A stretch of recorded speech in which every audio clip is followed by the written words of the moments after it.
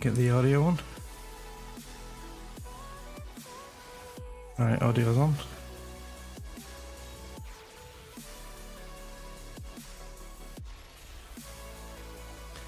Shit, they don't hear you. Why don't I hear you?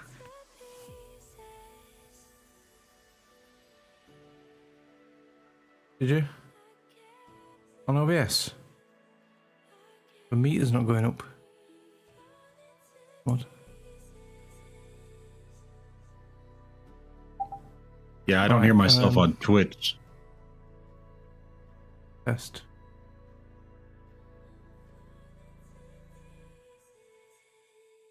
Oh, now I hear myself on Twitch. I should have got this ready soon. Nah, you're good. Why is my PC audio not working?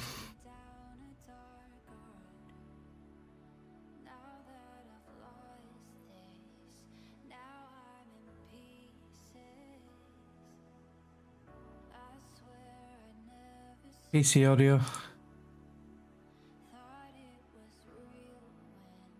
Purely coincidence. Right, I think that's working. It was OBS. Right, just say something, Chris. Something, Chris. Yeah, that's it. Good, right, it's working now. Whew. OBS had gone back to default rather than what I wanted it to be. It was using voice mod rather than the mixer. Oh shit, I've moved that now. Bollocks.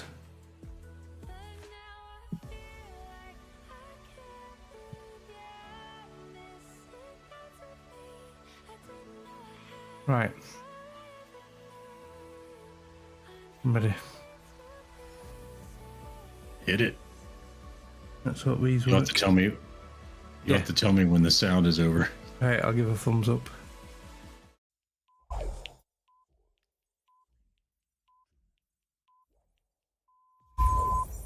Good evening, ladies and gentlemen. Y'all are listening to the Overseas Connection podcast. Shut up and sit down. Here we go! Would you kindly? I think we're just getting started. Back! I'm a witcher. I think this is more than you can handle. He sits on his ass all day. Let's do this.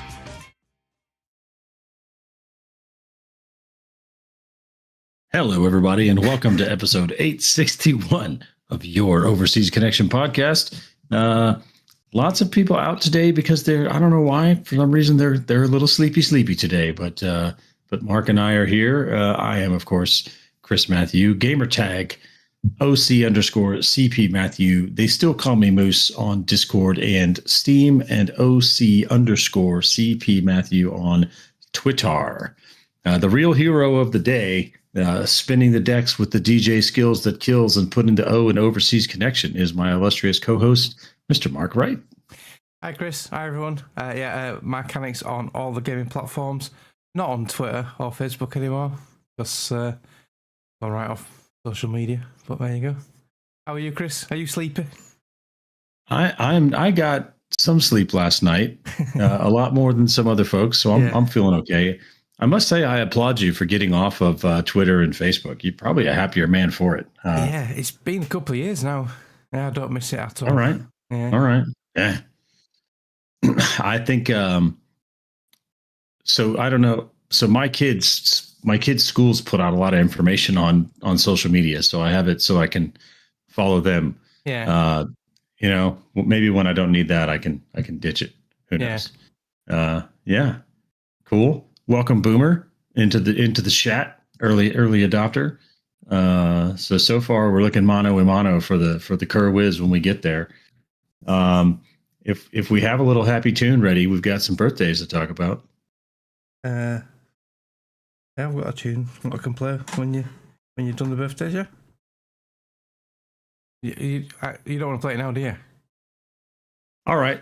So happy birthday this week to Leonardo DiCaprio, who will be 51 this week. So maybe he'll start dating 27-year-olds. Probably not.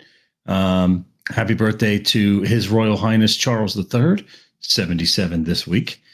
Happy birthday to U.S.-based actor Stanley Tucci, who will be 65. And happy birthday to Hedy Lamarr, another actress, also a bit of a scientist, who would be 101 this week. So Hedy Lamarr, famous actress in her own right. Do you know what else she was famous for? Just quick. I've never heard No? of it. No. She also was a contributor to the invention of frequency hopping radio for secure communications. So Okay. not just a famous actor, but also pretty clever engineer. So there we go. Happy birthday to all of those folks. It's your birthday. It's your birthday. Happy birthday. All right, we all like fun little ditties. Let's see. It's been a little while, Mark, so maybe I'll let you go first. But of course, before we talk about what's been going on for the last little while, we need another jingle. Everyone here loves story time, our favorite time of the day. So, not a lot. Because speak everyone going here off. loves Yeah. everyone here loves story time. Just work's been sort of like incredibly busy. It's always busy. We've never had a quiet moment at all. I've been there over 4 years now, and I don't think we've ever had a quiet day, which is good in one respect because it keeps me in a job. Plenty of customers, keeps business going because it's only small business. Bad side is it's just so shattering as you get older as well, with being a physical job. So yeah, past few weekends I've not been up to coming on, so apologies for that. I wanted to go over one thing though. So last Saturday I put in our WhatsApp group that Greg wanted to play some Battlefield, and my internet went off, my new internet. And he's going, oh yeah, new internet's gone off. Yeah. But I just want to clarify something about the speedy recovery of it and the information given by this new company, Brisk. So it went off at 8:30 last Saturday night, and initially there wasn't much information from Brisk, but a lot of people, my wife's still got Facebook, so there's a Facebook group on there for Brisk customers in West Yorkshire, and loads of people saying that it's all gone off for them as well. So it wasn't just us, it was a widespread outage covering a big area. In fact, it covered the whole of Bradford and Halifax, two large cities, well, a large town and a large city. So it was a big outage. Brisk put out a thing saying they're aware of it and they're on with it. And then at 9:15 it came back on. So it was off for 45 minutes. And then they put out an email to all the customers. I got one, my son got one, my mum got one, saying apologies for the outage. It was unplanned, obviously, and our engineers have done a temporary fix, and we are going to do planned maintenance between 2 a.m. and 5 a.m. that night. So they've repaired it in sort of like early hours, so it isn't going to disrupt many people. And they did that and sorted it, and it's been okay since. So yeah, things happen. When I had Virgin Media, it was going off 3 or 4 times a week. They never did know about it. Last year, I had a problem where I kept sort of like complaining to them, and it took them 3 months to sort it. They kept saying, oh yeah, we know about it. Here's a suspected fixed date. And every time a fixed date came around, I added another week onto it. So I was impressed how quick they fixed it, the communication they've put out, and it's been okay since. So compared to Virgin Media, even though I've had one outage I switched 23rd of September, and I've had one outage, which is a hell of a lot better than what Virgin Media were doing. It's I'm quite impressed with how they handled that. So yeah, that was just to clarify Greg's dig at my internet service. Greg's just jealous because he's still waiting for his PC to reboot. Yeah. You know, a little customer service does go a long way. And it's an impressive feat that they had an outage from Yorkshire all the way to Halifax, Halifax, Nova Scotia, 2,783 miles. Yeah, we have a most places in North America are named after British places out there. It's weird. Most of the places in the Northeast. Oh my God! Fucking. Oh my goodness! Who let this Here guy he in? is. Here, maybe this will. I don't know if this is going to help or not. I'm only here for a short moment. I'm totally sabotaging the podcast. Just long enough to mess up all the cameras and then go away and remess them up. And I'm redoing the cameras. You're gonna have to stay permanently. I'll stay for a little bit. Right. Okay. I just wanted to come in, and the wife gave me a quick permission, so I'm like, I'll take it. This way I don't forget some of the stories from last night. Right.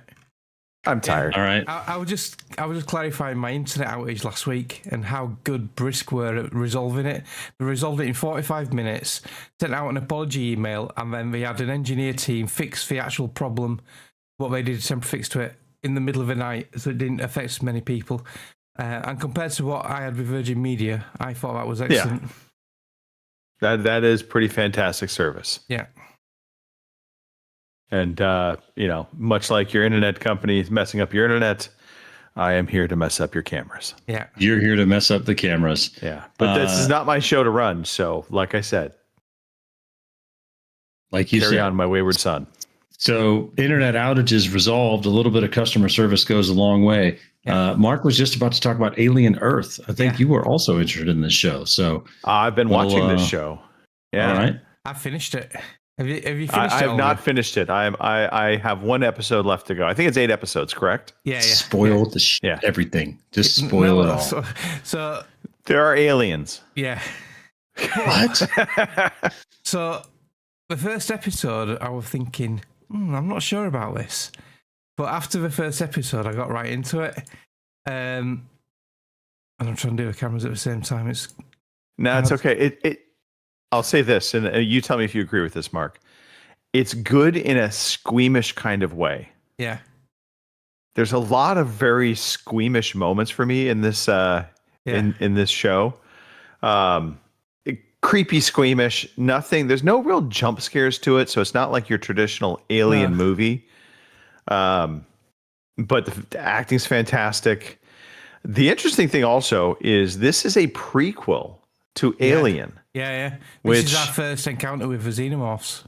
Yeah, I do try and wrap my head around a little bit with this, and maybe that's kind of tied up nicely in the last episode, but it is a struggle a little bit making that kind of work in my head, because Alien, for as great a movie as that is, they always have had this kind of 1980s tech kind of vibe to it. Yeah.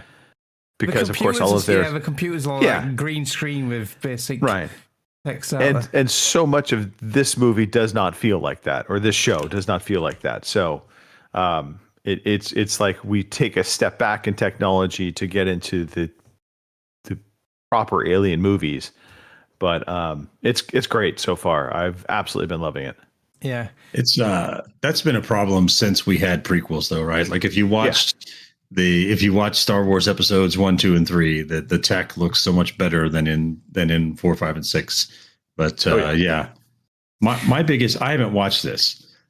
The hardest thing for me to accept with this, and there's a lot of continuity in the Star Wars prequels as well, but like in Alien, this is the first time humans, or at least they act as though the humans have never encountered the xenomorph before. But now we have all these other human xenomorph encounters, Alien versus Predator at some Antarctic research station, all this other stuff. So that's, I haven't watched this, but that would be the hardest thing for me to come to grips with, I think. In Alien Earth, it seems to be contained, and this 3 massive $1 trillion global companies who sort of like run everything, and one of them is Prodigy. Which is where this ship's a Weyland Yutani ship, and it crashes in a Prodigy area. And then it's all the creatures are whisked away to a private island. So it's all kept hush hush, I think. I think that's why it was quite, and that's why in the Alien film and Aliens 2, that's why they want to bring them back, because of the specimens, I think. So right. But this, I found this series is more about the humans in it, and what they're trying to achieve with the synth and the hybrids, and it was really interesting. Yeah, who are the real monsters is the question to ask. Are we supposed to play God? Can we live forever? Yeah. Because, and it's no secret, because I know this is quite well known out there. So they can only transition kids into these hybrid synthetic bodies, because adults, it won't work. It'll kill them or something. So it has to be kids. So we have these 6 kids, I think it's 6, and they're like trialing it. But a kid in an adult body, it's an interesting mix. Which is a whole other moral dilemma, right? Yeah. Totally. Since we put such a taboo on kids usually. Oh, yeah. And not to spoil, but there are multiple like things that then kind of splinter from the whole notion of taking a kid's conscience and loading it into a synthetic body. I mean, I think there's 4 different story arcs that really kind of come out from that. Some are a little bit less at first, but they kind of come back to importance later in the show. So it is fantastic. And then there's the other aspect to this, which there are 2 other factions, if you will.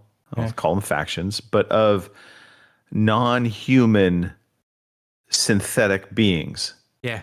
Cyborgs and the original synths.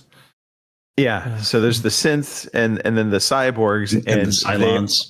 The Cylons are probably next. Cylons, though, would be kind of like the cyborgs, actually, if I think about it. Yeah.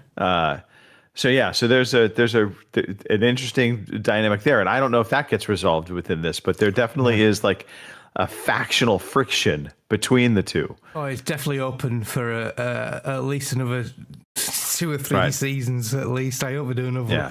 And it's not just the xenomorphs to bring back. My favourite thing in the whole series is this little tiny creature. Don't say it. That's giving it away, man. Yeah. All right. Okay. Sorry. I love it. Yeah, You know what I'm on about, don't you? Yep, I do. I totally do. I see you. So there's a very interesting, again, mix. It's not just the aliens this time that are brought back. There are other xenomorphs that also come in on this ship, and so they also play a big component to this. So it is. It's a great show. Highly recommend so far. I have 1 episode left to go, but I cannot imagine this letting me down at all. Yeah. No, excellent. It's so good. That last episode, Bella, so good. There was a lot of gore and violence in that last episode. Okay. It's really good. Really good. There was a lot of gore and violence in the 7th episode. So in all the episodes. Mark. Yes. Any other story times? Anything else going on in Marcanix land? No, not really. I'm leading a bit of a boring life at the moment. You know what? At our age, we've earned a little bit of boring. Yeah. Well, since he's here and barely awake, and with a hall pass, we're going to see what's been going on in DeLacy land out on the left coast there. Not much. All right, cool. See you later. No. So Extra Life just happened. I'm working on about 3.5 hours of sleep right now. So I got to bed roughly 5. Well, I thought I was going to have a hard time falling asleep at first, but about 5:45 is when I finally fell asleep because I did a little bit of cleanup because I do Extra Life out in our living room area. And so I kind of put everything away. So this way there was just a giant mess of crap out there that my wife had to deal with. And then I crashed out. And then I woke up at, I don't know, probably 9:15, 9:30, somewhere in there. Kind of threw on a little football on the television, seeing if I would fall back asleep or not. And because I slept in the spare bedroom last night. And this way I didn't wake anybody up. I just was like, I'll just crash out, go quietly. And then I was like, I'm just going to get up. And then I've been kind of just in a haze. But let's talk about the good stuff. Extra Life, fantastic this year. I have so far raised $1,902. I don't know how I got the $2, but I got the $2. So really, really great effort. Some funny moments too last night. I did pull out the toothbrush and did the teeth brushing to get myself awake. I also did some push-ups.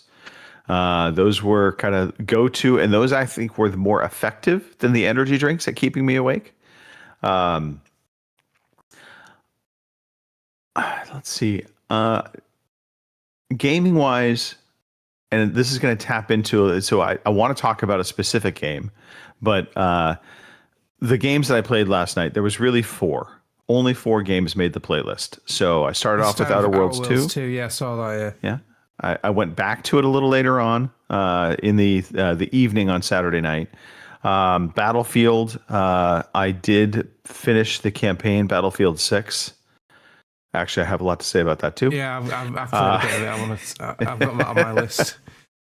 And then I played Vampire Survivors. That was actually the last game I played out of all of it, because I had about 20 minutes left, and I'm like, I don't want to jump into anything that's going to take a little bit of time. So I ended up playing Vampire Survivors and actually won't have to worry about direction to shoot or anything. All you need to do is move, innit? So, yeah.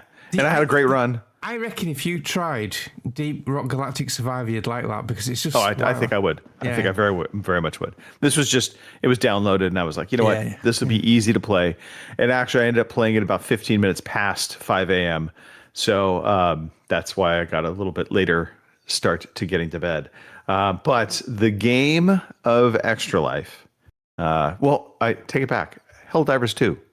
Played a ton of Helldivers 2. I almost forgot about that. Every time I looked, you had a full squad.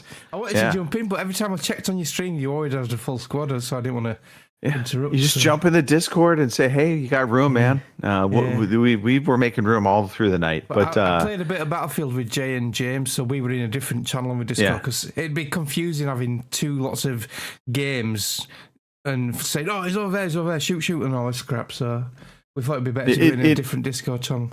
Not gonna lie, there was a good reason to be in a different Discord, but the Extra Life Discord was hopping. Yeah. And huge shout out to Chris, Mr. Matthew, yourself. You were in there helping support. Mark, I know you showed up. Mike Chin showed up. Batch Gaming showed up. We had Sarah, RCGC, show up. We had Gary Harris show up. We had Scott, and I'm forgetting his last name. Iron Panda. Iron Panda, which I laughed. I said, I need to know your first name, because I forgot it. And I'm like, I can't call you Iron Panda. I feel silly saying that screen name. I don't know why. I probably could have just said Panda. Would have been fine. But at the moment I had to say Iron Panda, I felt kind of silly. And so... Kim's nephew was there. Tony was there. He actually did Extra Life as well. I'm not going to say he didn't fall asleep, but he might have fallen asleep a little early. I saw the thing on the Discord. Yeah, Paul. That. Yeah.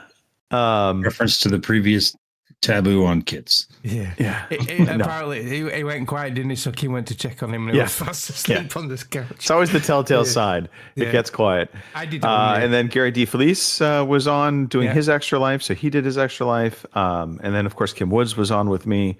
And so it was just a really great turnout. Tremendous support from the community. So loved all of that.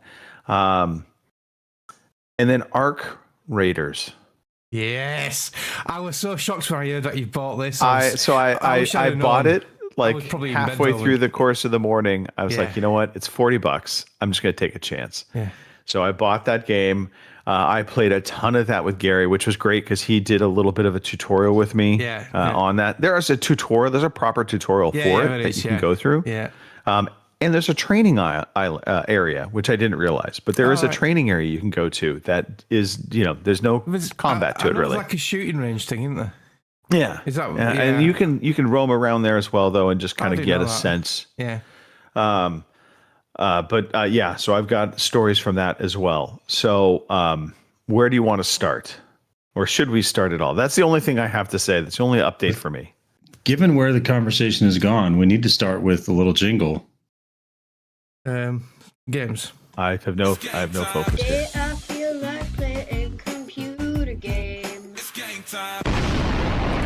There we go, folks. We're going to talk about what we've been playing. So let's hear about where do we want to start? Apparently, it's eggs and avocados, or what are we trying to? What's the hot commodity? Apricots. Lemons and apricots. Oh dear God! We're going to add eggs and avocados. They might. So is that where we want to start? Do we want to start with Battlefield 6? Do we want to start with Helldivers? I've already got Arc Raiders on screen. Okay, Arc Raiders it is. So I had heard Mark talk about Arc Raiders. I had heard other people talk about Arc Raiders through its beta. It was not terribly glowing.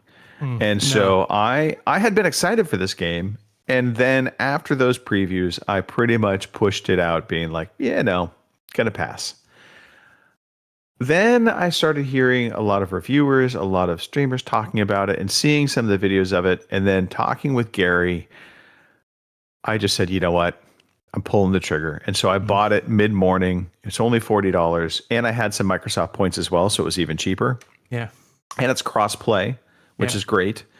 And so I jumped into Arc Raiders. And to set the stage, it is an apocalyptic future. The world has pretty much gone haywire. I think there was a nuclear war of some kind. I'm not positive on that front. But you now are basically an Arc Raider, which you're setting out to scavenge for stuff. And it is PvE, PvP. The human race is more or less living underground now. That's where they've kind of built these underground cities. Think of the salt mines in Poland, which is a tie-in to where Robin Tate was at last week, by the way. And so you go out. It's third-person camera, although you can go to first-person if you want. But I prefer the third-person view. I think aim down sights you can go first-person. Yeah. And you are roaming through these city areas. There are different vaults that it's an extraction shooter. Let me take a step back. And I think it's 1 to 3 players per team. Yeah. Now, I do have a question for you, Mark, and that is if you solo enter the game, are you going up against teams of 3 or is it just other teams of 1? So by what I've seen online with all the different streamers and other different players, yes, if you go in solo, you are more likely to encounter other solo players. And the solo players are usually friendly. They won't fire on you. They'll come up and they'll do the emote, don't shoot, or they'll do the push proximity chat. Say, I'm friendly, don't shoot. Proximity chat works great, by the way. And I've had that a lot on solos. I've had a couple where they just ignore you and just kill you outright. But I did do duos with surprisingly Sarah. She played it a lot, so I had an intro like you did with Gary, and we encountered a few teams, and they just open fire. There's no friendliness at all when you're playing duos or trios. So I think the devs have made it so that if you go in as a duo, you normally always encounter duos, although we did come across a trio. But solos, you're normally up against solos. So that answers that question for me. So Gary and I set out on duos. We encountered a number of different groups through the course of it. I think we didn't get killed by. I don't think we ever got killed by other players. At one point, we almost did. And the interesting interaction there was we encountered another 2 guys. And we start proximity chat and we're like, hey, we're cool. Everything's fine. Happy hunting. And they were cool as well. Yeah. The one guy is like dancing and he's saying, hey, if you're going to hang, you got to dance. And then suddenly a shot rings out from another group, third group. Yeah. And we start getting into a firefight. Gary gets knocked down. I'm taking cover with a long range rifle, firing back. The other team takes the other team out, and you hear them being like, dude, you're going to pay the price now, man. Yeah. You fuck with the wrong people. Gary crawls over to me. I heal him up, and we just slinked away. Yeah. Yeah. So what I've seen, right? So a lot of teams do team up, especially in solos. Some of the arcs, which are the robot AI enemies, and the AI enemies in this third party you while you're having a fight, and that is the whole point of the game. The devs have said that's what they want. They are an absolute inconvenience, and some of them are fucking massive. These robots. Oh yeah. So if you're just solo, low level, you can't take on some of these big ones like the Bastions and the Queen and the I think they're called Emperors. They're absolutely huge. So you have to team up with other raiders to take these things down. And they have events, like in Destiny they had events. Yep. I've not come across one yet, I've not been to them, but they have big events where you can go do these events and all team up. But we saw one event, yeah, but we didn't take part in it. No, you've always got that worry that someone could turn on you at any time. Yeah, and that's like the Dark Zone in Division as well. So that sort of idea. Yeah, and so for me, So the one time Gary and I did die within our I think we maybe died twice, but it was always from robots. Yeah. So the one time in particular, it sucked because we had some good kit on us, and when you die, you have one save slot in your backpack, so to speak, that you can put something into. Yeah. And the inventory system, I will say this, takes a little bit of getting used to in terms of understanding where you can put stuff. I finally figured it out, and now it all makes sense. So you can kind of protect something. So if you die, even if you're killed by another raider, they can't take that thing that you're protecting. No. That is like in a lockbox that just travels back with you. Everything else, though, you can lose. And so, and the other cool thing is that they have this thing called the free loadout. Yeah. And you can do the free loadout, and it basically arms you with a good starting kit. Nothing fancy, but it's enough to go out and raid. And the thing is, you won't be able to really upgrade those weapons, as far as I know. So if you survive and get back, you can sell that augmentation. You got an augmentation for you. You can sell that to Lance in the traders thing rather than just get rid of it. But with the free loadout, you don't get a save slot. Okay, yeah, that's right. That's right. So you don't get a save slot. Yeah. So you can't protect anything per se, but you can bring stuff back. Yeah. And I have seen someone with, do you know the augment thing where you can increase your loot carrying? Yep. Capacity? Someone had a purple one, and they had 2 safe slots. Okay. So there's a lot of upgrading paths. There's a big skill tree, and there's a lot of upgrading for your weapons.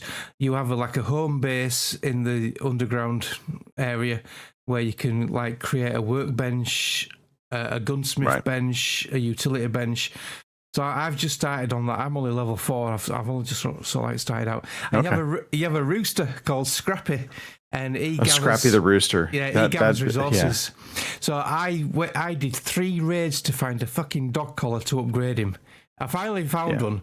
And Chris put in the Discord a dog collar for a rooster. Yeah, so this is it identifies as a pooch, doesn't it? So it's 2025. It's a very quirky. It's a quirky thing within the game, and I don't still quite understand it because you have normal trader vendors that you can go to and sell or buy stuff from. Scrappy the rooster. All I can think of is it takes your junk and it will convert it to useful stuff for you when you come back from a raiding mission. Yeah, but it's always gathering junk for you as well. It's always gathering scrap and rubber pipes and stuff. So you can always craft some ammo or a gun if you run out. That's the way I look at it. But what I don't understand is why the hell they picked a rooster you upgrade it with a dog collar, and then once you upgrade it with a dog collar, then you can upgrade it again by collecting lemons and apricots. Again, I don't understand why, but I think these are just some fetch quests they put you out on. Yeah. So Scrappy the rooster aside, because that they could have done something different with that personally. Yeah. But they could have had a little robot AI little guy running around, but So the thing that makes this game, I think, the most intense is the extraction component to it. Yeah. This game is big on sound, much like Hunt the Showdown. Yeah. You can stir up birds; they will make noise. They'll fly up into the air, and it's a signal. It's a signal of somebody being in the area. When you search a lot of areas, you have to use your crowbar part of your pickaxe thing. It makes noise, and it makes a lot of noise, and it attracts the ark as well as raiders. Yeah, and so soundscape. Huge visual things. Also, you'll see smoke from carnage of battles going on, or you'll hear shooting. Yeah. So all of these things just are kind of helping you understand the battle landscape. But ultimately, you get to a point where you can't grab any more stuff and you have to extract. And there are key extraction points that are kind of just open to anybody. And then there's some that are, you have to have a raider key, which I don't know how to get that. I found one. I'm assuming you find it or craft it. You could buy one. 9,000 from the trader Shawnee, but you have to be level 12 to buy it. But I found one. I thought, oh, brilliant! I found one. Put it straight in my safe slot, and I thought, all right, I can use a little escape hatch now. Makes no noise, and it's nice and discreet. I didn't realise it's a one-time use, so I used my key, and then it was gone. I thought, oh, bollocks! Okay. I thought it was a permanent thing you kept, so I was a bit miffed at that. So what Mark's describing here is, again, that there's these two different types of extraction sites. There's the public extraction site, and then there's what they call raider extraction sites. The raider ones, if you have a key, you can access it. There's no wait time. You just go into it, and you're done. You're out. The extraction sites that are public, you have to go and activate them, which basically sets off this little like yellow light siren saying the extraction site is going to open in about a minute. And then you're just waiting.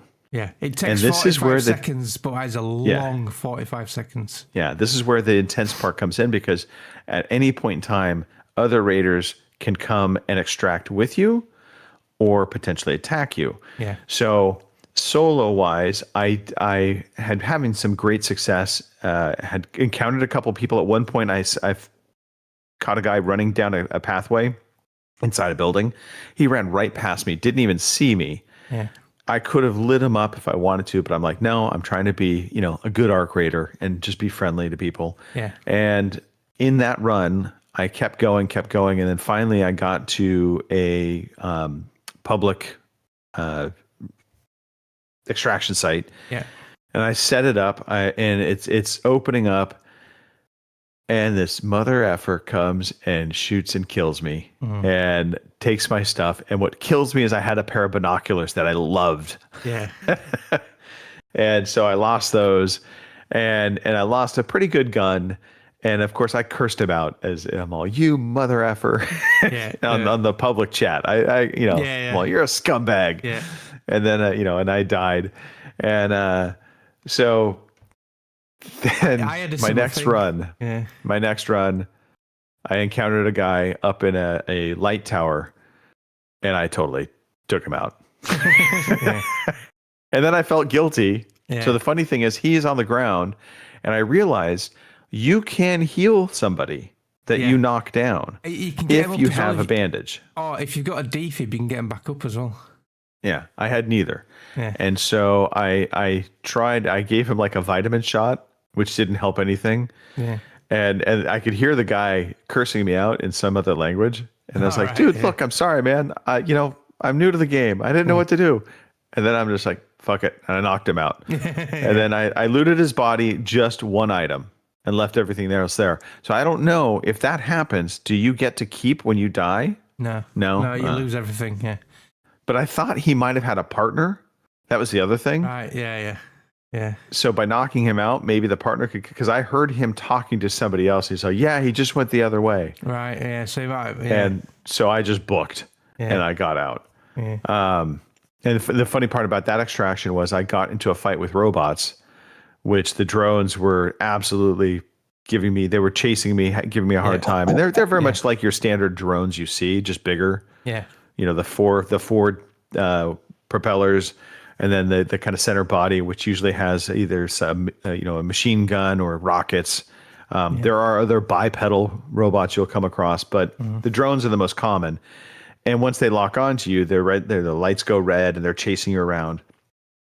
And so I set the extraction site to go, and the drones are circling around. And I see some other guy run in and start closing the door, and I try to book out because I had to wait for the drones a little bit, and I started booking and I couldn't make it into the extraction site, so I had to go back to my hiding spot, wait for the set to close up, and then re-engaged it, and then I got out. I had exactly the same as well. Yeah. I activated the elevator to come up, and I hid in a bush, and then there was a leaper, which is a four-legged big robot thing, and it can jump massive distances. That's why it's called a leaper. And once you shoot that thing, it locks on you, and it's savage. So there was a leaper walking in front of me, and the door's open, and I saw this guy run in, and I had to wait for the leaper to go before I pelted it, and I got to the elevator just as the door finished, so I had to run back, activate again, run back and hide again. Yep. So I managed to get out, but same thing. The extraction, I opened it up, I was in there, I was on the computer returning to Speranza, which is the underground city, Yep. And someone came in and killed me while I was on the keyboard. And I'm down, and I did a push to talk. Says, "Oh, come on, man, I've hardly got out. Let's just both extract. We can both get out of here." But no, he took me out. So I said, "Oh, you're a twat," just as I died. So I had a similar situation to that, not ending that way, but I was on the keyboard extracting. Another guy runs in, and I'm just like instantly on the, I'm cool if you're cool. And I like instantly off the computer. And then a third guy comes in. Right. And I was like, holy shit, here we go. But everybody stayed calm. Yeah. We got out. You get an achievement for extracting with a stranger, don't you? I got one on Yes. Steam anyway. Yeah. So I originally I did the Server Slam back in whenever it was, September-ish. And I played a couple of solo runs and I liked it. And I played some duos with Gary. And we had a horrible time. We were getting wiped out every time by other teams, and we were both saying, "Oh, fuck this game, we don't like it, we've gone off it." But then the game comes out, and it's one of the biggest games on Twitch and YouTube and TikTok. Everyone's playing it, and I keep watching all these videos. I'm thinking, "Oh man, I want this game so bad." It's my sort of game. I love it. I like Hunt Showdown. I like Division, Dark Zone. It's just the PvP side of it because of age and reaction times and all this lot. But it's not like a Call of Duty. Like, it's not a Twitch shooter, is it? It's not a Twitch shooter at all. Yeah. So that's why it reminds me a bit of PUBG with much better graphics. Yeah. And it's a beautiful game. Yeah. And you come in loaded with weapons, so you're not looking for a weapon, which that was the other thing that I really liked, is you come in armed, and you're not going to improve your weapon when you're out in the field unless you take somebody's weapon. Yeah. So I think it was last Thursday, Wednesday or Thursday, Gary sends me a message. "I've bought Ark Raiders. My son bought it and he's made me buy it." I'm thinking, "Oh, you bastard, I'm going to have to buy this now." But anyway, it got to Friday. I'd just been paid. I get paid weekly. I'm thinking, I've got plenty of cash. I could buy it. It's only 30 quid on Steam. Like you say, it's only $40, and it's not a full price game for what it is. No. So that was the funny thing. When I was talking to Gary at first, I was like, "Yeah, I don't know," and he's like, "Well, it's not a full price game. It's not a $70 game." So I was thinking it was $60, and I was still on the fence. Then I looked and I saw it was $39. I was pull the trigger. So I did the same. Friday night I bought it. I didn't play it until the Saturday. I did the training mission and everything. I did a couple of solo runs and I liked it, and then today, last night I did a couple with Sarah, and then I've done a couple today as well to find my dog collar and stuff. But yeah, I've only not made it out twice now, but the rest of the times I've always made it out. And like I say, in solos, most people are friendly, but they just want to do the same as you. They just want to loot and get out of there, and not kill anyone. But oh my God, it's like Hunt Showdown. This game is so tense. You're creeping around. Oh God, what was that? I heard something. Oh my God, I can hear an arc flying around. Oh, I need to avoid that. And it's so tense. Your heart is pounding, especially at the extraction area. But yeah, it's so good. It's such a good feeling when you get out there with some goodies. I came across a backpack on the middle of some high rocks, and it was just a backpack laying there, and I looked at it. Yeah. There was a load of fucking purple gear in it. And there was a blueprint, and when you get a blueprint, you hear this funny noise. So blueprints are really valuable. That's when you want to protect it. Yeah. So I put the blueprint in my safe slot, and I had all these purples, and I'm thinking, I've only just started the game as well. Get me out now. I get out of here. And that's when I had the key. So I went to a hatch and I got out pretty quick. But you got all that gear, and you're thinking, oh my God, if I get killed now, I'm going to be so fucking mad. But there's quite a few streamers I like to watch playing this, and one of them is quite newish to the streaming world. It's been going about a year, but it's got a massive following. I don't know if you've heard of him, called the Burnt Peanut. So he uses like an electronic avatar to put his eyes and mouth face onto a peanut, and it moves around that. Yeah, so you can't see his real features, but he plays games for playing games. He's hilarious. A lot of streamers play it for the views and the hits, and they'll play a game for so long, then they'll move on to another game. This guy is originally a Tarkov streamer, so this is his sort of game, but he's playing this now.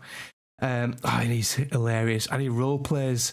So he'll get knocked down. He'll go up to him and go, good sir, can you get me up, please? If you let me up now, I won't kill all three of you, sort of thing. There's nothing he can do. He's on floor, like, not.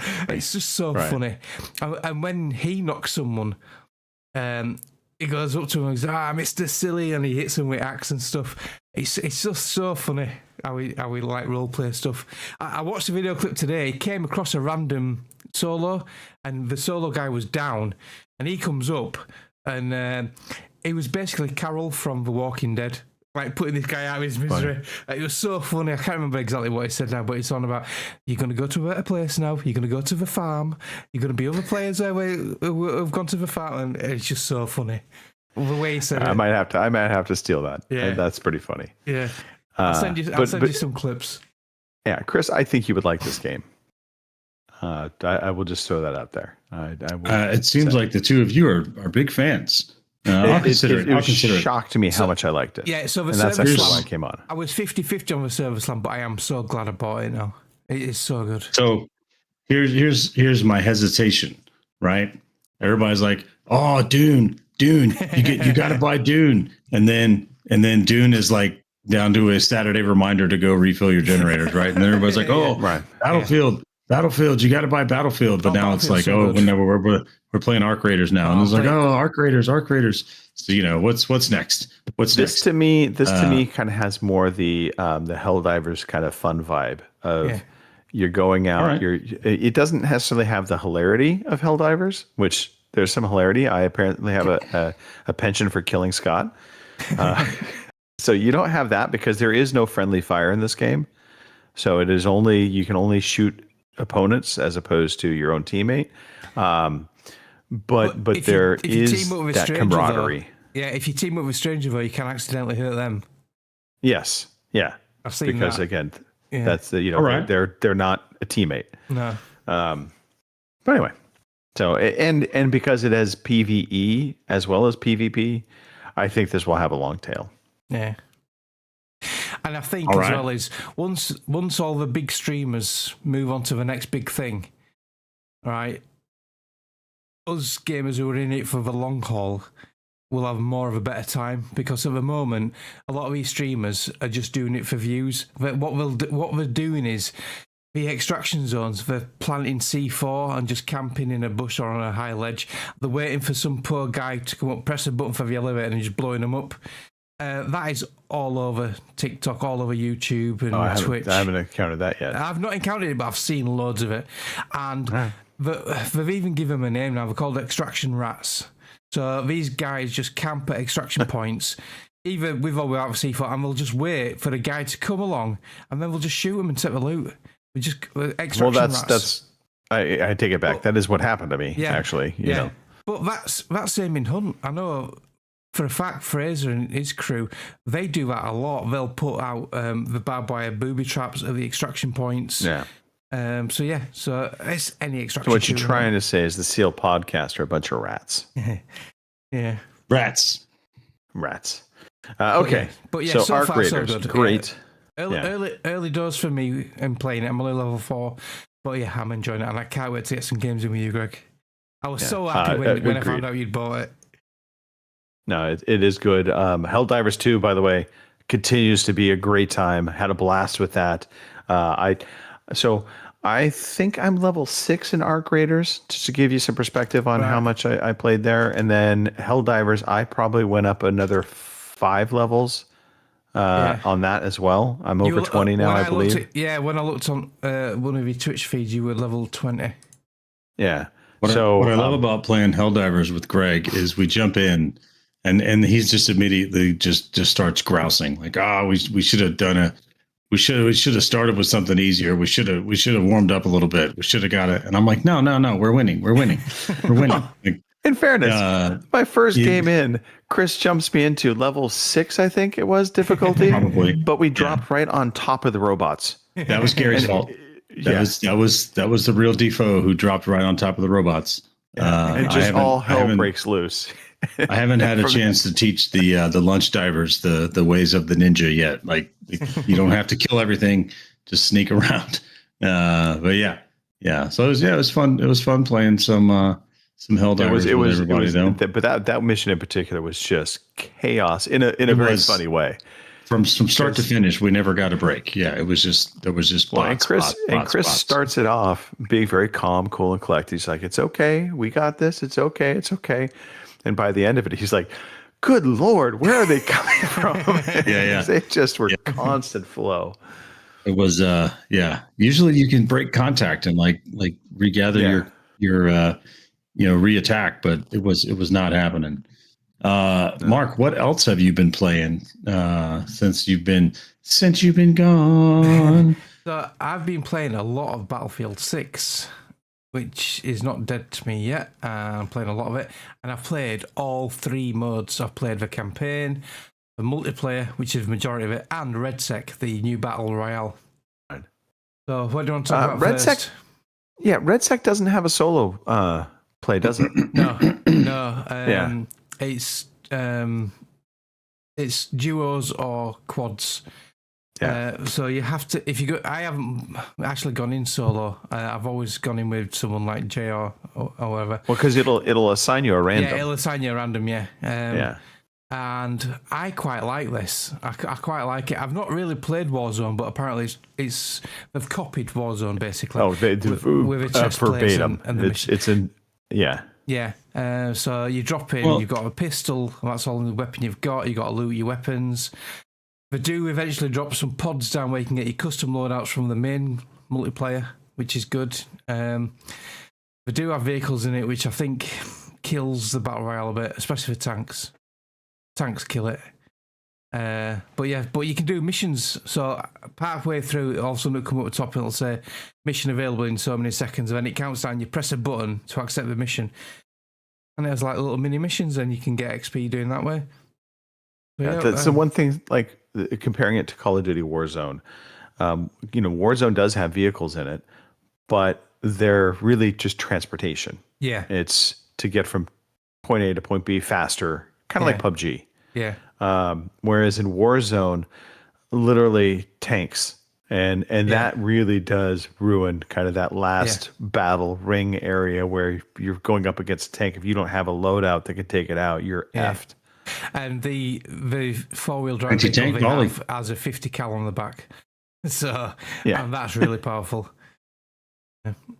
So we've won quite a few games, me and Jay, and then we did some quads with James, and we won quite a few games on that. So we've won quite a few. But if you come across some decent teams, they'll just wipe you out instantly. There's a lot of good players out there. But it's good fun. Jay loves RedSec. He really loves it. So yeah, it's good fun. The ring at the edge of the fire ring. So I've told you I don't know how many times. Oh, it kills you instantly, right? Yeah. And he was thinking it was like PUBG and Warzone with a gas. He went to revive James, who was just gone into the ring, had just uncovered his body, and he ran into it to recover him, and it killed him instantly. He said, "Oh, okay, I didn't know it killed you instantly." I said, "Yeah, we told you that." So it's instant death if you get caught in the fire ring.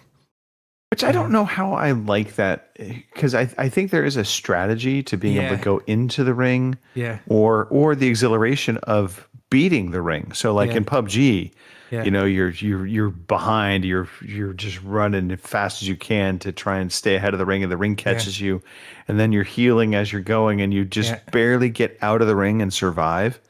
Yeah, that's an awesome feeling. And you can get like the jammer backpack, so it even protects you for so long. So that's another tactical way of using the ring. Yep.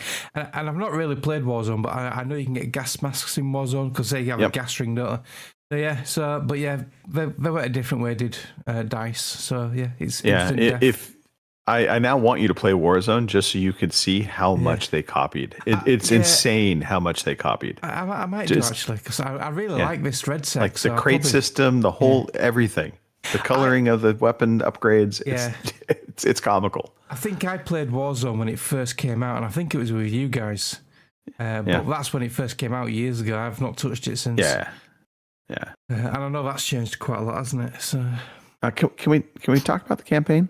Yeah. So, what are your thoughts? I'm 5 or 6. I'm about halfway through.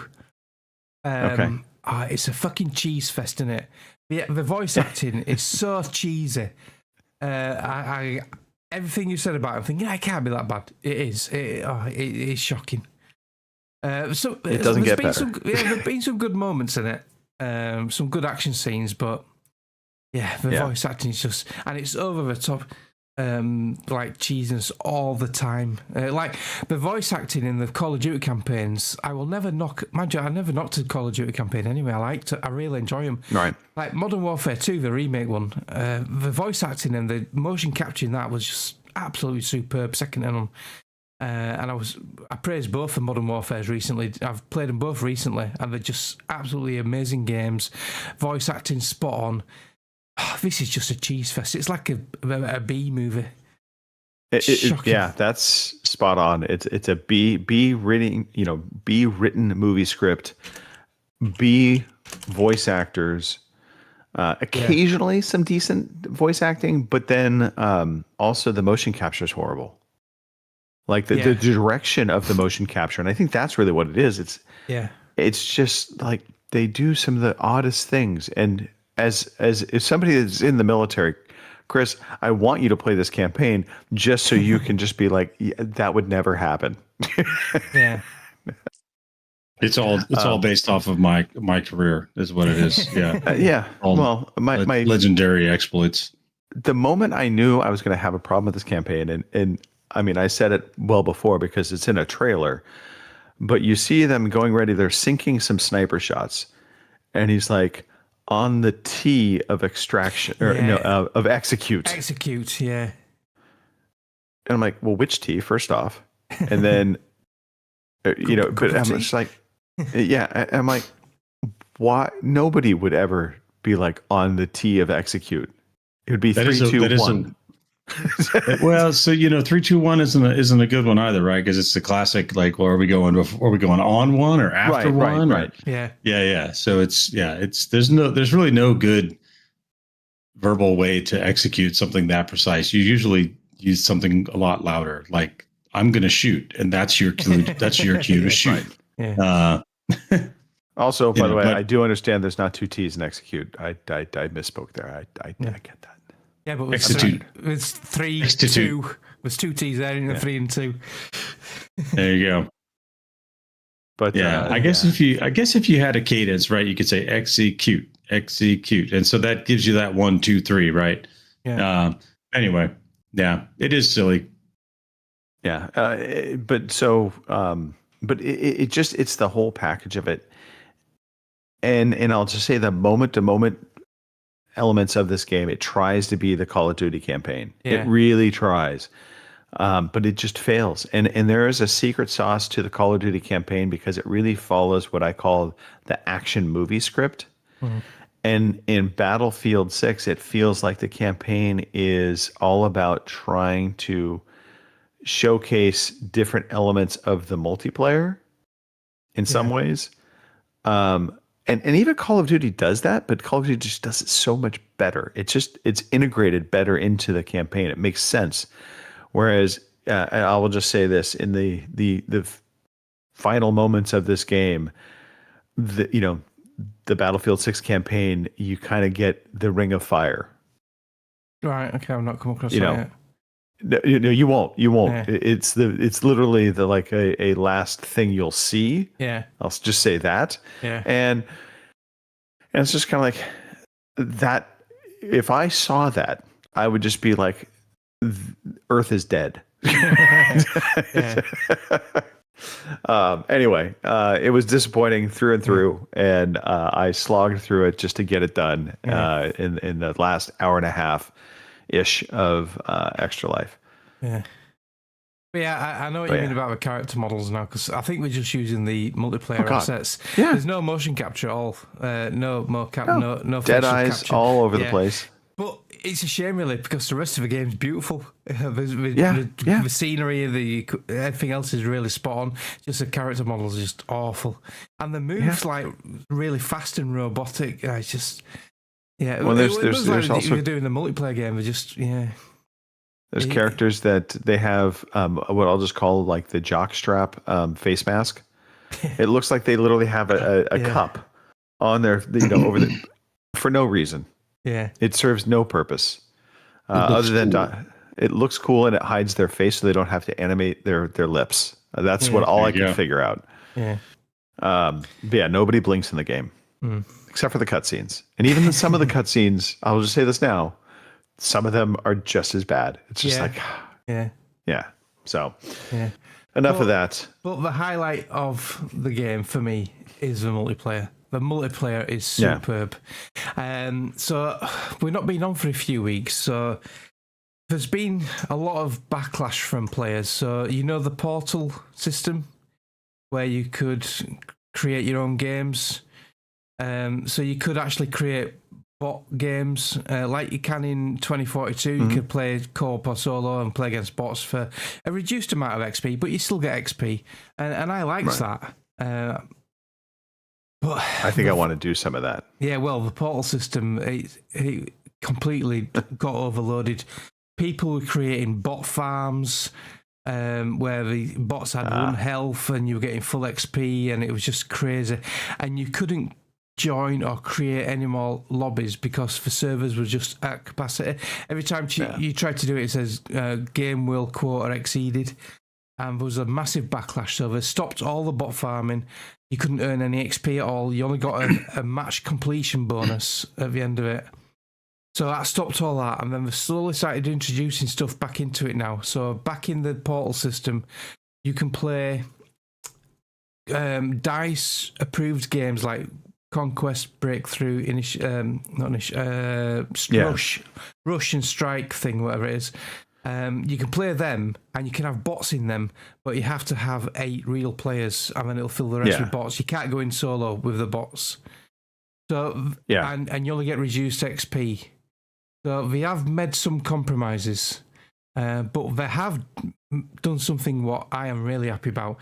So when you first start the game, you can play what's called Initiation Breakthrough, and that is again 8 real players on each side, and the rest are bots. So you still got some competition. There's 8 real players on the other side, and there's some bots. So at least you get a chance to kill some people. And I loved that. But once you get to level 15, that goes away. And then you got to play you put your big boy pants on and play with the big boys. But now they've introduced Casual Breakthrough, which is basically initiation. Yeah. I was going to say that's basically the initiation breakthrough. So it doesn't affect your stats. So it doesn't affect your kill death ratio. So you can't artificially increase your KD to a stupid amount. Okay. Which I agree with. But you do get 100% XP on kills. You can do all your weapon challenges, your class challenges. You can do all your accolades. You can do everything in the casual. So I've been playing a lot of casual. I'm not going to lie.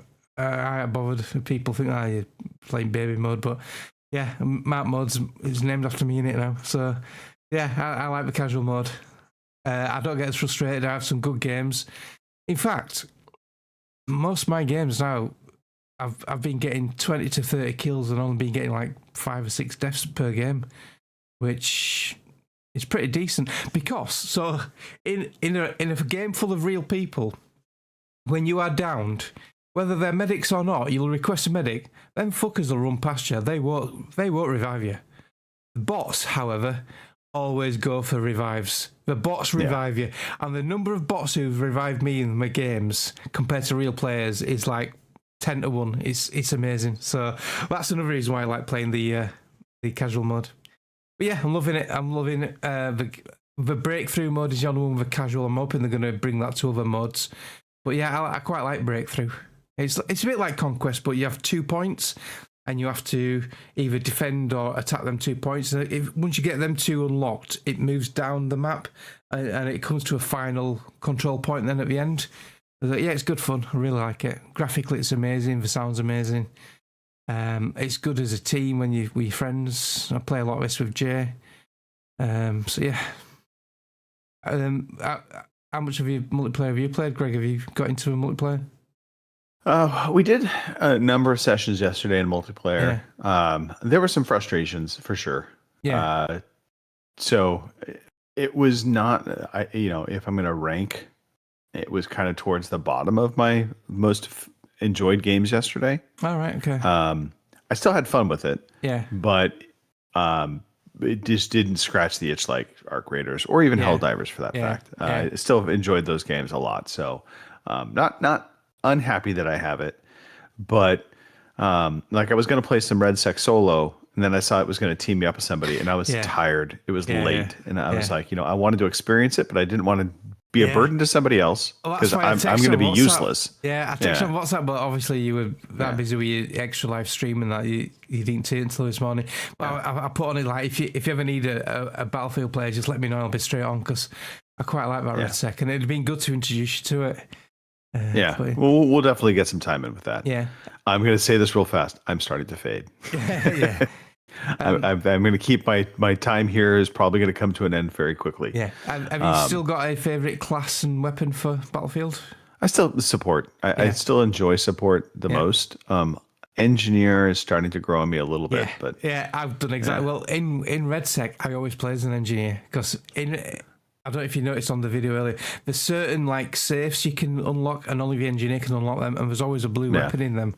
And an XP crate, so I always play engineer on Red Sec, but I've been playing a lot of engineer on the main multiplayer as well. So it's a mix now between support and engineer for me, and I love the AK-205 carbine. I love that weapon. Yeah, really good. It's like to me. Yeah, it's like a laser beam. It's good. All right. Greg, you said you're about to go. So I'll give you this option. You want to throw the quiz at us? I was going to see if you want to stick around for the quiz. Yeah, I'll do the quiz. Stick around for the quiz. So can't let Mark have the win without any. Mark was about to win uncontested. Yeah. Boomer might take him down. Boomer's in the chat. Boomer could. All right. Shout out to Boomer, by the way. Shout out to Boomer. Here we go. We're gonna go quick quiz. So everyone knows this one. Up first is Gears of War from 2006 on the Xbox. Gears of War from 2006 on the Xbox 360 is our first game. And Mark, I'm going to give you the first word. Oh, this was a breath of fresh air when it came out, and everybody was talking about it. Everyone played it. Everyone loved it. And I think it was critically acclaimed as well. Corzan comes in from YouTube. Welcome to the bar. Welcome to the chat, Corzan. I'm going to say 92. Mark says 92. Corzan's in with 90. Corzan's in with 88. And Boomer with a 90. Last word to Greg. So I'm going to split the difference between Boomer and Mark. So 92 is really good. I think it was a 91. So I'm going 91. Should have prices righted in the other way. It was a 94. 94. I knew it was high. 94. I knew it was high. Yeah. Yeah. Now moving to the future, we're going to go to Far Cry 5 from 2018. And we're looking for the PC release. Far Cry 5 from 2018 on the PC. And this time it's Greg's. Greg's turn to go first. PC, Far Cry 5. Say 89. Greg's going to say 89 for Far Cry 5. Boomer says 85. I've played all the Far Cries. I've enjoyed all of them. 3 was brilliant. 4 was pretty good with the Gordon Path. And then 5 was the one with the cult, with the drugs, and with a stupid ending. And I think that ruined it a bit. I think I don't think it's good as high as what you guys think. I think it were in it. I'm going to go 80. Mark's going to go 80. Pretty close. The correct answer, 78. So yes, not one of. I knew it wasn't as highly rated as 3 and 4. Yeah, not one of the better rated Far Cry games. I tried that one for a little bit on streaming just to get my Xbox Game Pass monthly rewards or whatever. It wasn't great. Let's see. Up next is Watch Dogs 2 from 2016 on the PlayStation 4. And we're back to Mark with the first word. I still got this to play. I've actually got it on disc up there on the shelf of the Xbox. I've had it on disc for years. Right, so Watch Dogs 1 got slated, but I really enjoyed Watch Dogs 1. And that's where I think Cyberpunk got a lot of hacking stuff from that, because there was a lot of hacking you could do with Watch Dogs. Like in the first one, the trailers like oversold it with the barriers coming up with car crashes. It never worked like that in the game, did it? But 2, I don't really know. Was 2 an improvement, or was it more of the same shit? Because 1 was critically a big letdown. I'm gonna. Oh god, this is difficult. I'm gonna say 72. Mark's gonna say 72. And so Boomer says 80, Corzan says 75. So Greg gets to close out this round. I'm gonna go 80 as well. I think it scored fairly well, but not great. Better than the first, I'd have thought, yeah. But I don't know. It scored an 82. Ooh. So pretty close, Greg and Boomer. But so that brings us into the final round. Boomer has a 1-point lead over Mark, who has a 2-point lead over Greg. So still anyone's match. Now here's the curveball. Every week there's a curveball. Borderlands Legendary Collection on the Nintendo Switch. Fucking Nintendo, man. And this one came out in 2020. So let me tell the we need to tell ban the chat what Nintendo we're from up this to. podcast. Oh, but this is the funnest part of every quiz is trying to find something from Nintendo that we might actually like. So Borderlands Legendary Collection on the Nintendo Switch, and Greg is up first in round 4. Borderlands, and it was Borderlands 4 Legendary Collection. This is just Borderlands Legendary Collection. I think this predates Borderlands 4. I think it's just 1, 2, 1 and 2, and that one where we go on the moon, isn't it? That was like a side thing. Okay. On the Switch, I'm gonna say 78. Greg is gonna say 78. All right. Let's see. Corzan is in with a 77. Mark? I have no idea on Nintendo side. It probably gets points for being value for money for having like 2 or 3 games in one package. I'm going to say 75. 75. Critical. It was an 82 again. Ooh. A little higher. But that means going into the bonus round, Greg and Boomer are tied for the lead. 1 point behind is Mark, and 7 points behind is Corzan. So for minus 10 points, let's see who can come up with the connection between these 4 games. What were the games again? And I'll remind you that the games are Gears of War, Far Cry 5, Watch Dogs 2, and Borderlands Legendary Collection. Oh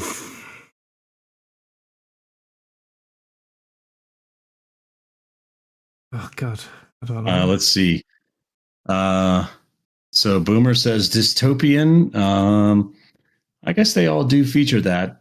But unfortunately, the game is you have to figure out what I thought the connection was, and it wasn't that.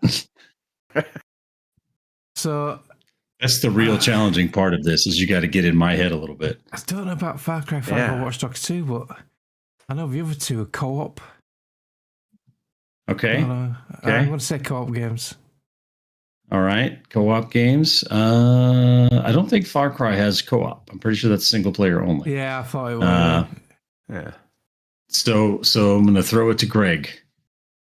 See if Greg can come up with it with his sleep deprived brain. Yeah. Man. This is a tough one. This is a tough one. This is a tough one.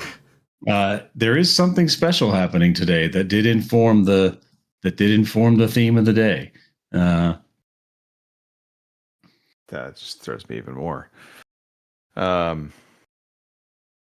It's something to do with Eddie Lamar's birthday. Okay, Gears of War, Watch Dogs 2, Borderlands 4 doesn't fit that either. Damn. I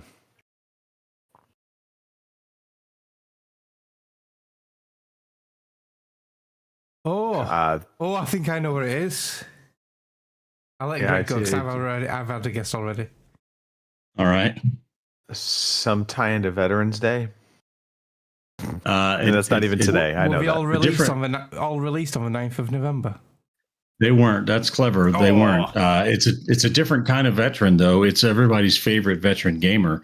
Mark is back on the podcast today. So Gears of War 3, of course, the main character's name is Marcus Phoenix. Watch Dogs 2, the main character's name is? No idea. I'm assuming Marcus Holloway. Borderlands 2, there's Marcus the arms dealer who narrates your adventures. And Far Cry 5, bear with me one moment. Oh, I had it.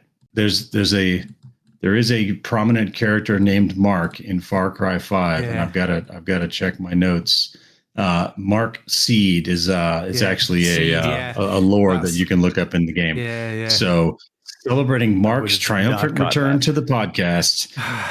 All of these games. This week's theme is My Name is Mark. So welcome back, Mark. Chris. Well done. Yeah, that is very twisted. If any of you had picked that one up, that I would have been very impressed. But I had fun. I had fun hunting down games featuring Mark. That's good. So there we go. Good luck finding games featuring Greg, for the record. Never say that again. Yeah. A lot of it's hard. Yeah, Greg isn't really a game name, you know. Although I'm sure now I've got a challenge. Now I've got a challenge. There you go. Games featuring Greg. Next week's link is I'll call Greg. That's right. All right. So let's see. So that brings us to a close with Greg and Boomer tied for the win this week. Mark, 1 point in second, and Warzan 7 points behind Mark. Close match. Lots Boomer of fun. Thanks also, everyone. An Extra Life compatriot. There we go. He was there, even though he wasn't doing the drive. He pretty much was there for almost all of Extra Life. So he was pretty amazing. As were you, Mr. Matthew. The slacker, Mark. Yeah. So I had to. Yesterday was football day, so I had to.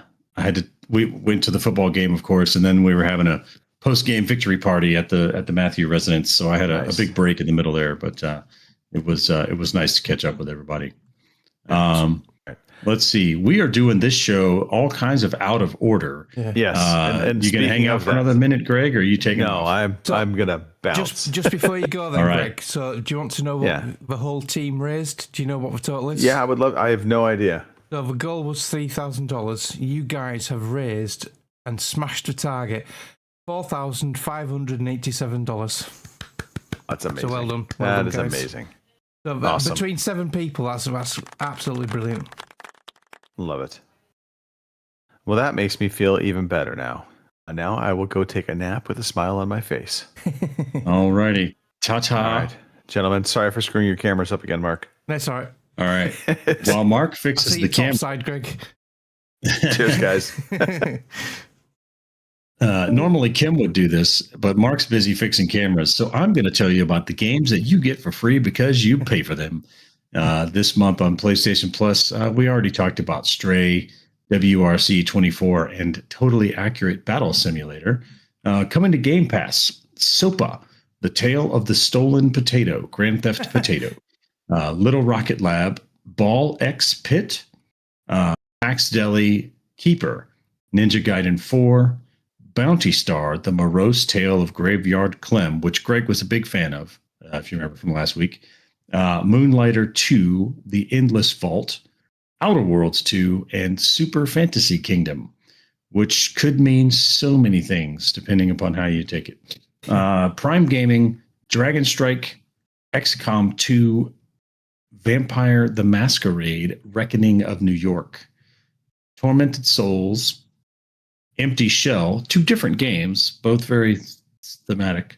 Fallout New Vegas Ultimate Edition, True Fear Forsaken Souls Part 1, Hellslave, True Fear Forsaken Souls Part 2, Lost and Found Agency Collector's Edition, Fallout 3 Game of the Year Edition, You Will Die Here Tonight, and Werewolf the Apocalypse Heart of the Forest. And it looks like we don't have anything yet from Epic Games, so standing by to stand by. Let's get this thing back on the rails. I didn't really talk about what I... Yeah, I'm going to say it was your games to play. What we haven't. So I would...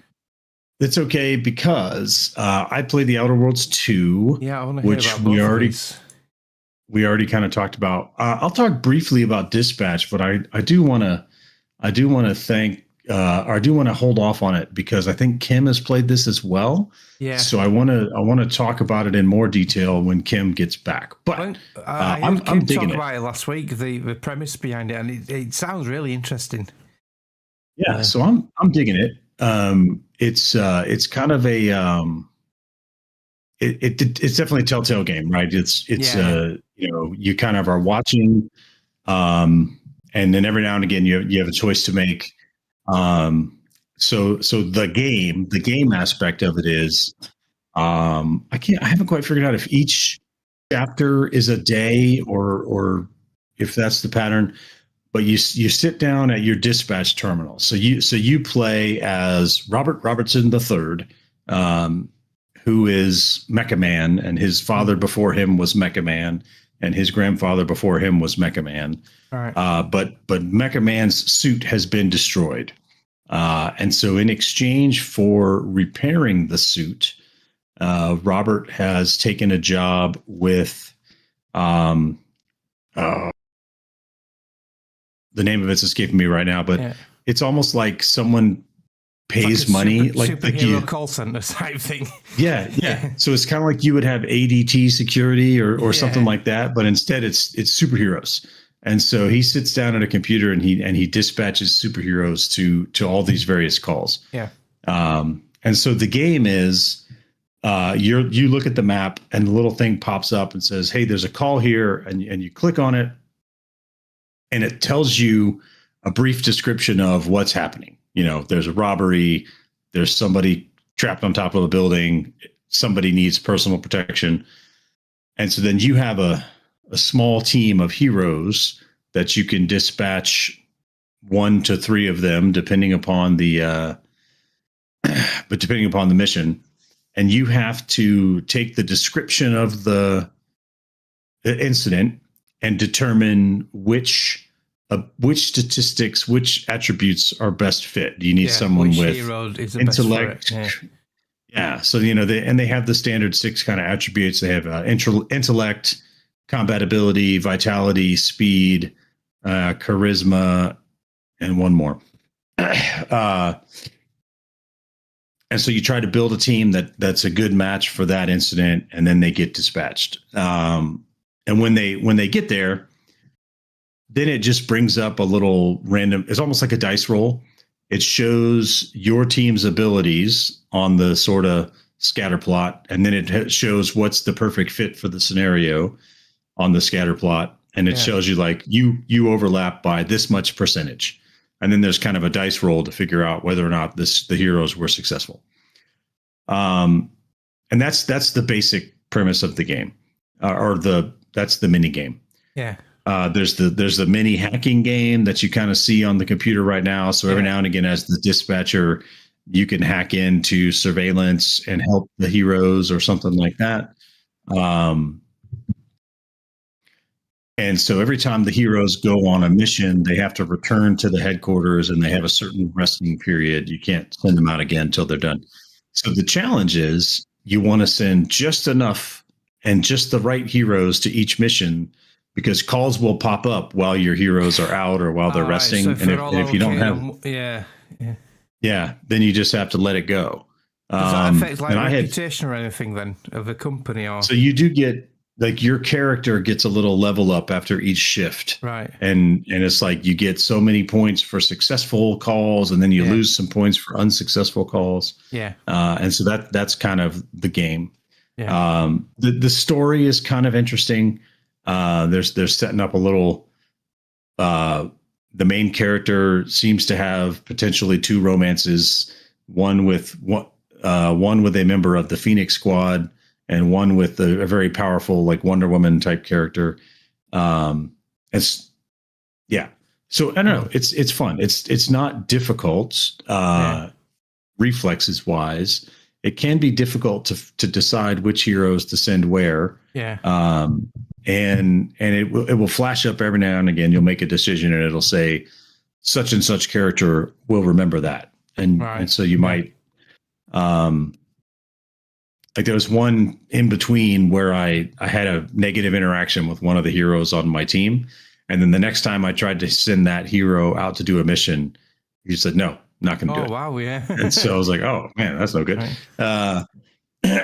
So yeah, I think I've played 3 out of the 4 that have been released so far. I don't know how many they're planning to release, but I think I've played 3 out of the 4. They don't take overly long, maybe 30 minutes each. Yeah, it's been fun. I plan to finish up what's been released by the time next week's show comes around. And perhaps Kim and I can, so they're up to episodes 5 and 6. Right. So episodes 5 and 6 were released on November 5th. Yeah, I don't know. Any questions I can answer for you about it? No, it's just about the, if the reputation side of it. But yeah, if you're getting XP deducted for unsuccessful missions, that covers that bit, doesn't it? Yeah. Yeah. So, yeah. So it's basically about picking the right team for the right job, and yeah, it looks cool. And they do level up when they have successful encounters. They can earn skill points, and so you can improve their stats. So there's some incentive to have the successful encounters. Yeah. The kind of premise is you have your team is called Phoenix Team, and they're all former villains. And you're trying to get them to be, use their powers for good, kind of thing. Yeah. So Outer Worlds, Dispatch. I've been playing No Man's Sky this week, but I'm a little frustrated because what No Man's Sky does is every November, December, January, what they'll do is they'll rerun some of the previous expeditions. So the expeditions are like, the season's content. Yeah. November 7th was the start of the Beachhead Redux, and Beachhead is the expedition where you get the reward of having the SSV Normandy as part of your fleet. Yeah. And so I was really looking forward to doing that, but it hasn't hit the Xbox Live Store yet. It's been 2 days now, and Xbox hasn't pushed the update. So I'm a little miffed about that. And so I've been over. I've seen why the thing, but buying it from Steam.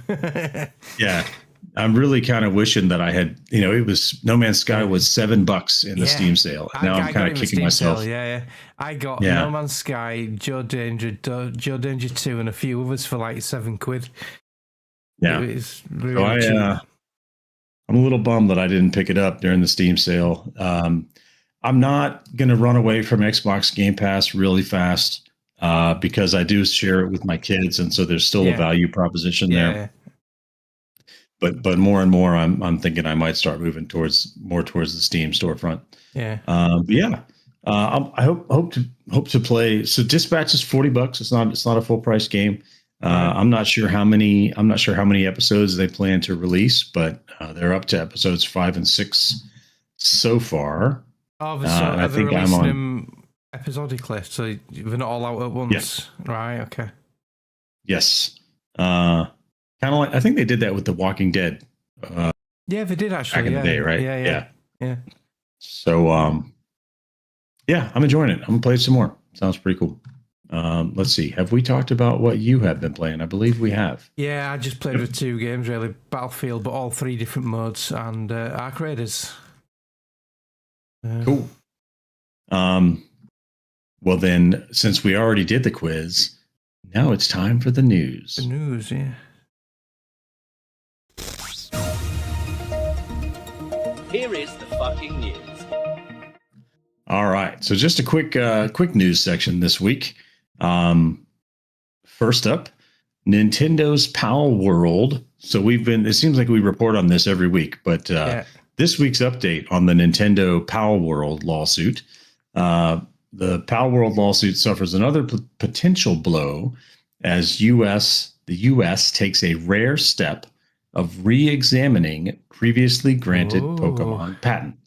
So last week, wasn't it Japan who refused him a patent on the capturing? It was. Yeah. It now was. The US have got right, and now they're reviewing. Ooh. Oh yeah, so it says just weeks after Japan rejected. Yeah, sorry. Yeah. No. That's when we that's been right. On the show last week, I remember hearing it on the podcast. So so they had some troubles in Japan. Now the U.S. is looking at their patent that was issued for the mechanic related to summoning a sub character to battle an enemy. We all sort of like unanimously said that would kill the gaming industry.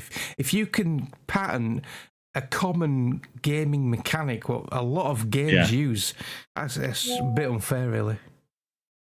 Yeah, truly unfair. It's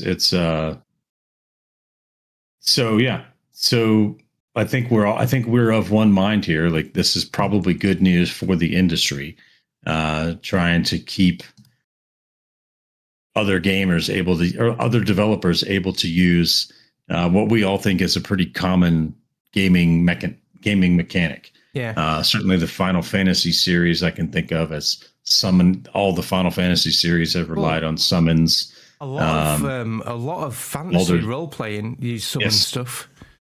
Yes, the Oblivions, the Elder Scroll series uses summons. Larian games based on Dungeons and Dragons use summons. The list goes on. Yeah. So I think this is good news. I think we both agree this is good news. Absolutely. Let's see. It seems like every week we're also reporting on something about AI in the gaming industry. So this week, Larian's publishing director balks at Square Enix's push to replace quality assurance workers with AI. Quote, the idea that QA people can be replaced at large scale is stupid. They are a massively advantageous vibe check. Yeah. And so there's some interesting things in here. So Square Enix has said they want to start using AI for some of their quality assurance as a cost savings measure. And Larian has kind of pushed back on this for a couple of reasons. One is simply they just don't think AI is up to the task. You need humans to play and find out. Like, not only you need a human to try and break the game, don't you? And AI won't try find and the break thing that's going to break so they can fix it. And the other thing they mentioned, which I thought was interesting, is QA jobs are a crucial gateway into the industry.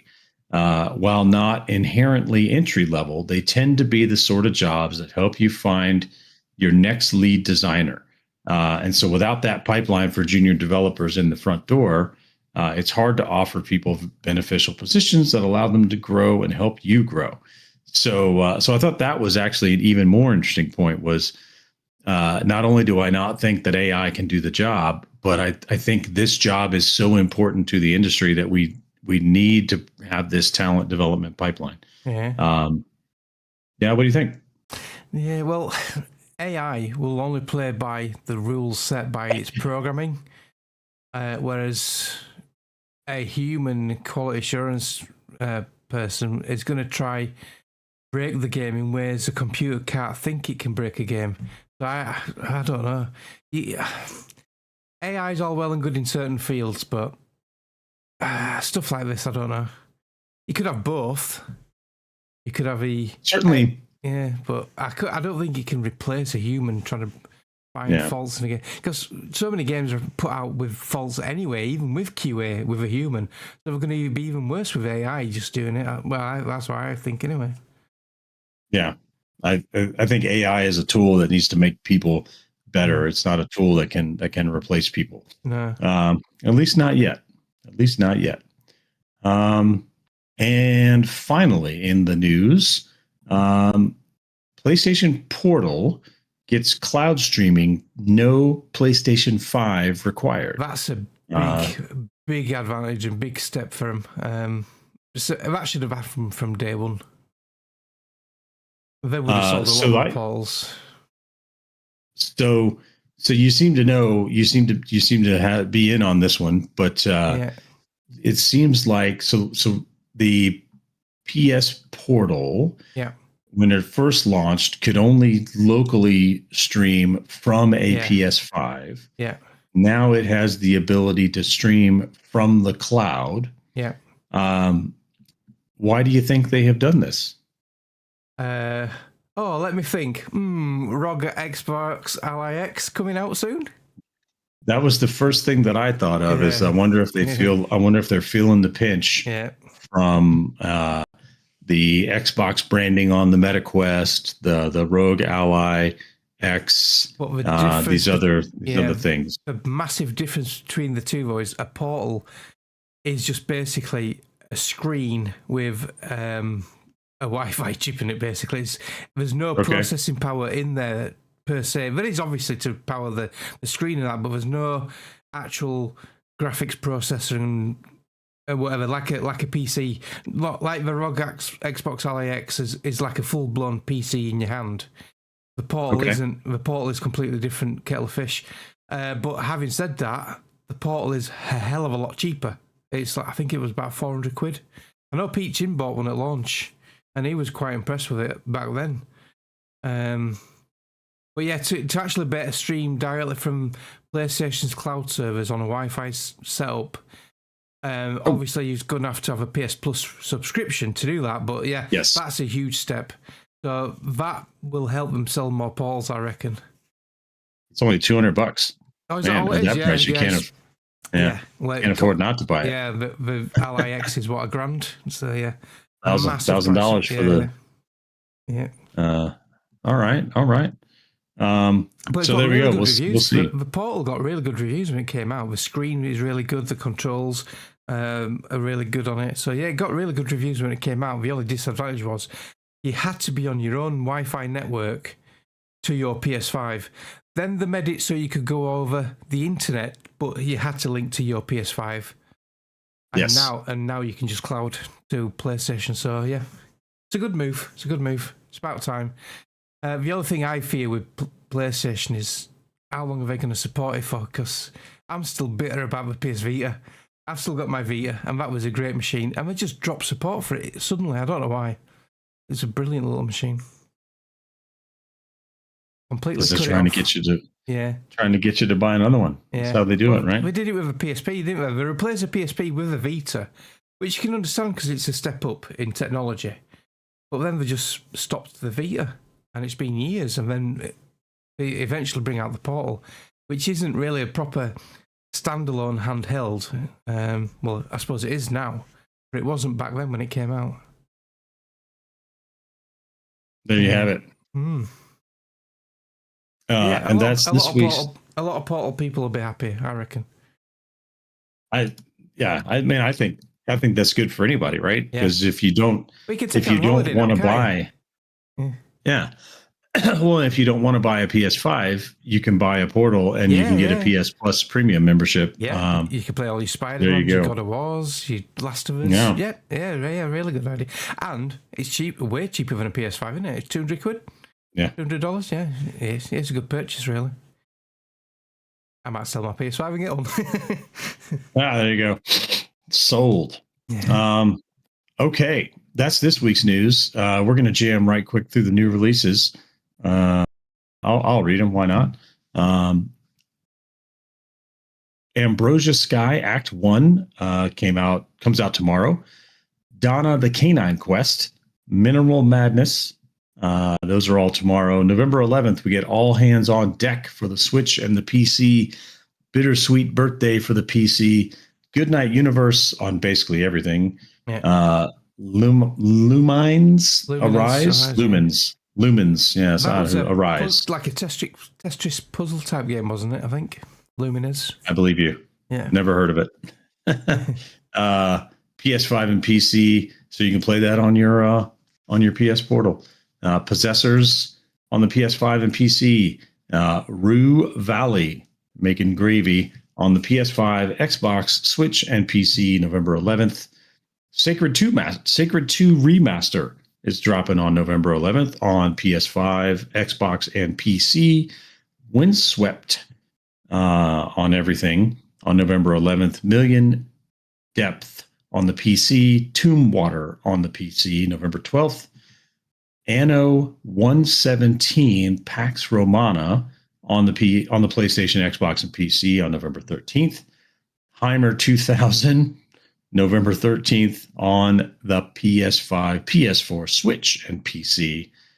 Call of Duty Black Ops 7, there it is. Next week. November 14th, dropping on everything but Nintendo. So sorry, Nintendo fans. Where Winds Meet on the PS5 and PC, November 14th. Escape from Tarkov on the PC. I swear this has been out for a long time. This has been in beta. We're finally going 1.0. All right. As we edge closer. Hang on. I had it up on the screen then. Where is it? This came out in... Oh, I had it. I've lost it now. I'll carry on. But yeah, it's going 1.0. It's getting proper full release. I think this has been out at least 5 or 6 years. So it says it's, according to Google, it's a 2017 video game. So it's been out for 8 years. Yeah. That sounds about right. Release date this week. I bought this when it first launched because it's an extraction shooter. But I suddenly realised it's fucking hard as nails and it's proper hardcore. But they have released... Sorry, go ahead. I found out recently, it was Batch in the Discord, he was on about Escape from Tarkov.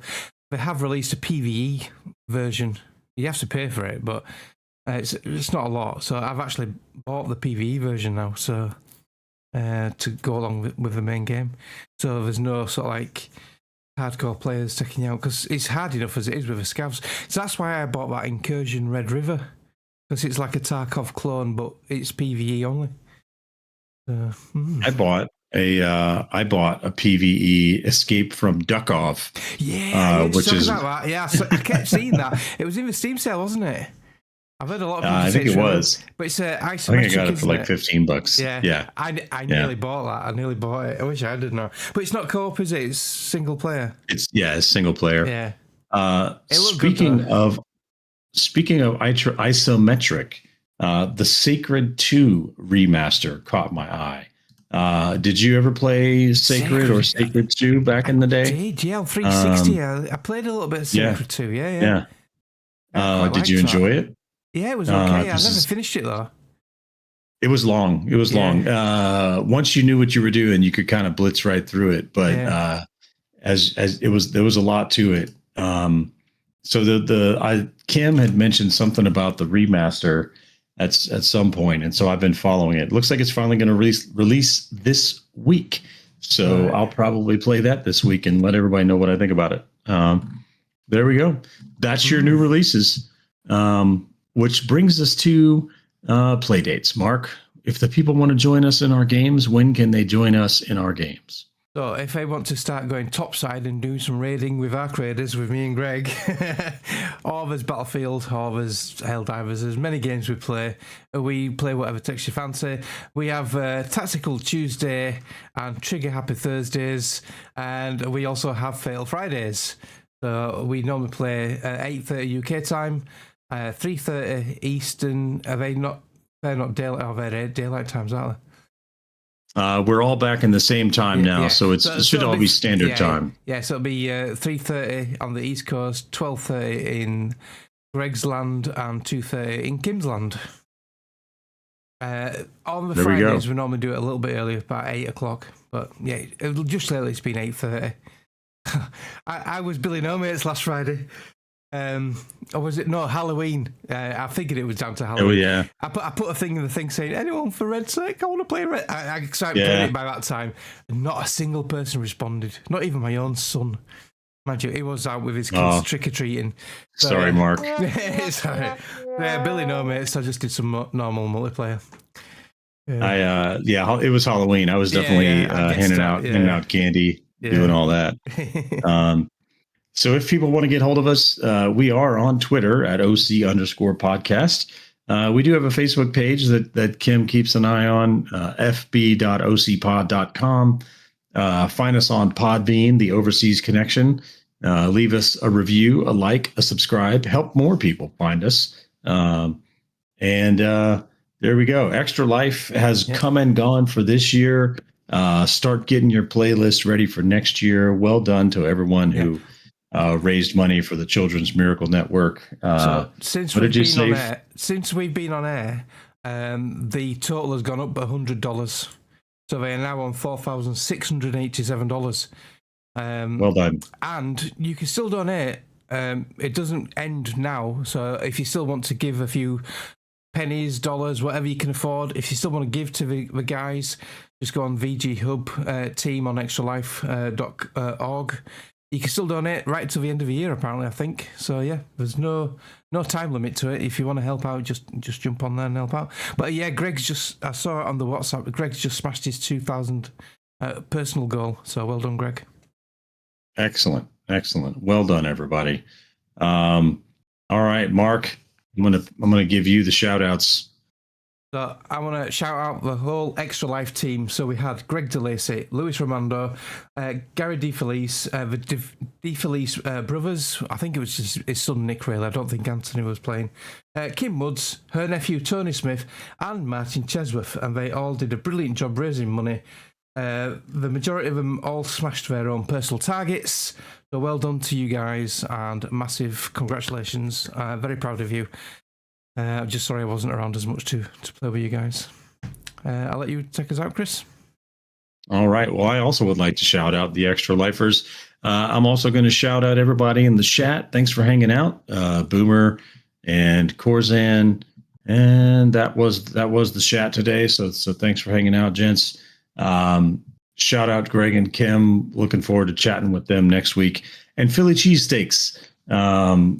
We were celebrating a victory over a school in Philadelphia yesterday, and one of my friends was cooking up Philly cheesesteaks. And a Philly cheesesteak you know what a Philly cheesesteak is? Have you ever had one? I got educated by Greg when I had a McDonald's Philly McCheese stack, whatever it was. Oh, yeah. And Greg was going, Philly. that's not a chili feast cheese stack. Yeah. All right. Yeah. Well, we had some. We had some proper. All right. Well, we had some proper Philly cheesesteaks, and they were delicious. Yeah. So thanks everybody. We do this every Sunday, so we'll be back next Sunday, 3 p.m. on the East Coast, 8 p.m. in the UK. Everywhere else, you're going to have to figure it out because we're the only ones here. Ta-ta for now. Yeah. Thank you for listening to the Overseas Connection podcast.